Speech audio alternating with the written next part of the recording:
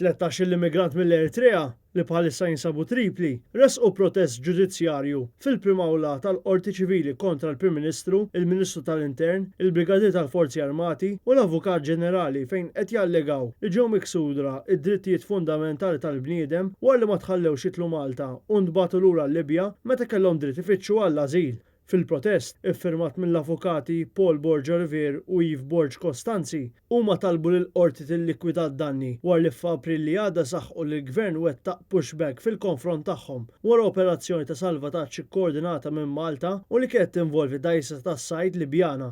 L-immigranti qalu li kienu f'kundizzjoni serja ta' saħħa fiżika u mentali tant li kien hemm immiet fil-vjaġġ fuq dingi qabel is-salvataġġ. Bl-oħrajn spiċċaw f'ċentru ta' detenzjoni fil-Libja.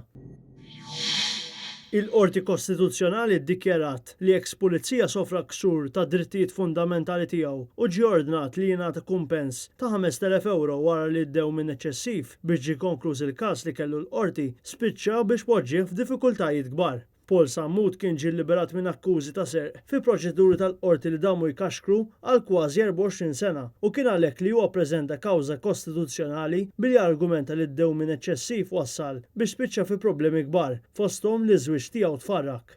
F'applikazzjoni firmata mill-avukati Michael Xriha u Yves Borg Costanzi huma argumentaw li tali dewmien eċċessiv ma kienx ġustifikabbli, speċjalment fid-dawl tal-fatt li l-vittma kienet innoċenti. Raġel ta' 42 sena mill-Ghana ntbagħat 7 snin ħabs u multat 15,000 euro wara li ammetta li pprova jdaħħal 2 kilogrammi kannabis fil-bagalja tiegħu minn sqallija minflok għadda ġuri. Joseph Papa Smith li għalih qed jidhru l-avukati Giannella De Marco u Michael Xriha kien ġie arrestat fl-ajruport fil-lejl bejn it-12 u 13 ta' Marzu ftit wara li niżel minn fuq ajruplan ġej minn Katania.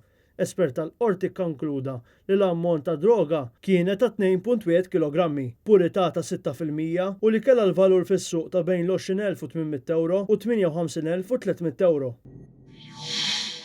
Raġel ta' 31 sena mill-Imġar wieġeb mhux ħati għall-akkużi miġjuba kontrih wara li dan tressa l-qorti quddiem il-Maġistrat Jana Mikallef Stafraġ mixli b'kompliċità f'serq ta' oġġetti minn laboratorju fil-Fakultà tal-Kimika fl-Università ta' Malta. Is-serqa b'valur ta' 2,300 euro seħħet il-ħamis li għadda għal ħabta ta' satejta wara f'sinar. John Joseph De Bono li għalih qed jidhru l-avukati Franco De Bono u Amadeus Kakija ingħata l-libertà proviżorja fuq depositu ta' 500 euro u garanzija personali ta' 10,000 euro.